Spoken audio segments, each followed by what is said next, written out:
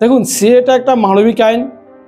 এখানে আপনি আবেদন করেন, আপনি আপনার অধিকার থেকে বঞ্চিত হবেন না। এই পর্যন্ত যারা নাগরিকত্ব আইনে নাগরিকত্ব কার্ড পেয়েছে তারা অধিকাংশই, অর্থাৎ শতকরা প্রায় 70-80 জনই চাকরিজীবী। আপনি 25 আবেদন করতে সম্ভবত আপনার 25 সাল থেকে নাগরিকত্ব পাওয়ার কথা, কিন্তু না, এই আইনে আপনি যে ডেটটা কাট অফ ডেটে উল্লেখ করবেন, অর্থাৎ আপনি যদি বলেন যে আমি 1990 সালে ভারতবর্ষে এসেছি, আপনি 1990 সাল থেকে ভারতবর্ষের নাগরিক হবেন। এখন যারা সিএতে অ্যাপ্লাই করছে তারা কতদিন পর পেতে পারে কি বলে মনে হচ্ছে? ভেরিফিকেশন করার সময় কি ধরনের প্রশ্ন হতে পারে? দাদা, আপনি সিএতে অ্যাপ্লাই করে নাগরিকত্ব পেয়েছেন, দাদা কিভাবে পেলেন? সাধারণ মানুষের উদ্দেশ্যে যদি একটু বলতেন।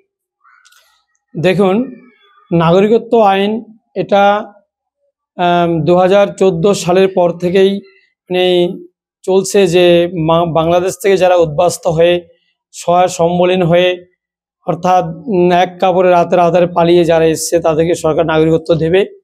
সেই অনুযায়ী সে 2019-এ নাগরিকত্ব আইন সংসদে পাশ হয়েছে এবং 2024 এটা লাগু হয়েছে আমাদের পশ্চিমবঙ্গে।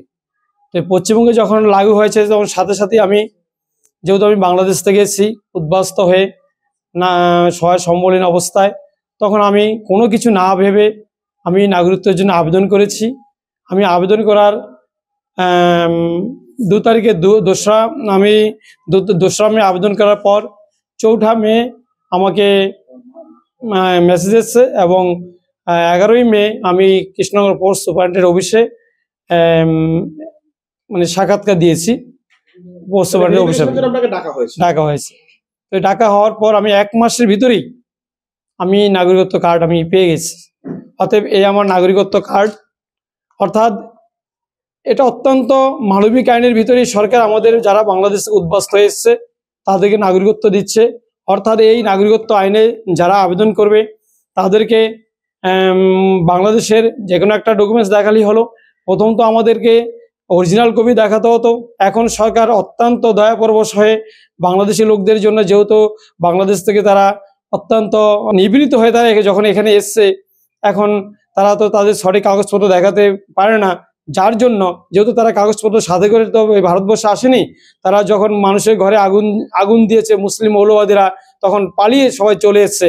তাই তারা সহায় সম্বলীন যখন অবস্থায় এসছে, আসার পর সরকার দেখলো যে তারা অরিজিনাল কাগজপত্র দেখাতে পারবে না, তাই সরকার এখন অরিজিনাল জেরক্স কপির মাধ্যমে ভারত সরকার উদ্বাস্তুদের নাগরিকত্ব দিচ্ছে। কতদিন সময় লেগেছিল দাদা এটা পেতে? আমার তো সময় লাগেনি, আমার তো মাত্র 1 মাসের ভিতরে আমি নাগরিকত্ব কার্ড আমার হস্তগত হয়েছে। এখনো অনেকে ভয় পাচ্ছে এই বিষয়টা নিয়ে, সিএতে অ্যাপ্লাই করব কি করব না, তাদের উদ্দেশ্যে কি বলবেন? দেখুন, সিএটা একটা মানবিক আইন। এখানে আপনি আবেদন করেন, আপনি আপনার অধিকার থেকে বঞ্চিত হবেন না। যদি আপনি চাকরিও করেন তারাও তাদের চাকরি থেকে বঞ্চিত হবে না। এখন এই পর্যন্ত যারা নাগরিকত্ব আইনে নাগরিকত্ব কার্ড পেয়েছে তারা অধিকাংশই, অর্থাৎ শতকরা প্রায় 70-80 জনই চাকরিজীবী।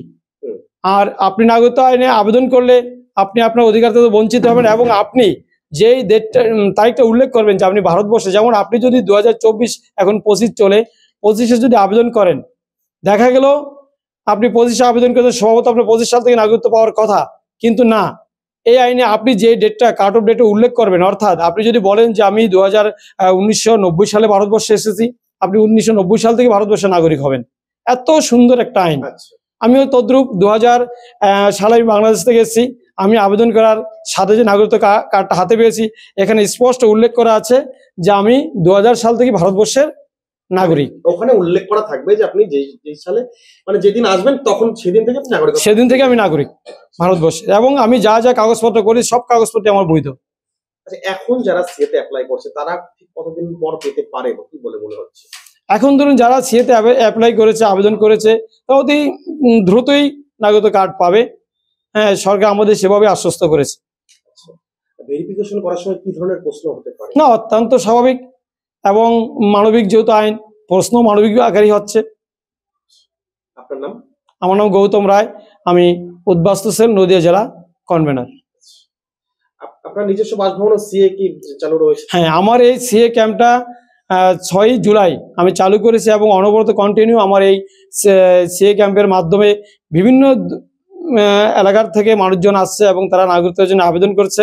আর আমি এই পর্যন্ত প্রায় 1500 আবেদন এই তো আমার এখানে এই সব কাগজপত্রই আছে। আমি 1500 আবেদনপত্র করেছি, জমা করেছি। অনেক ধন্যবাদ।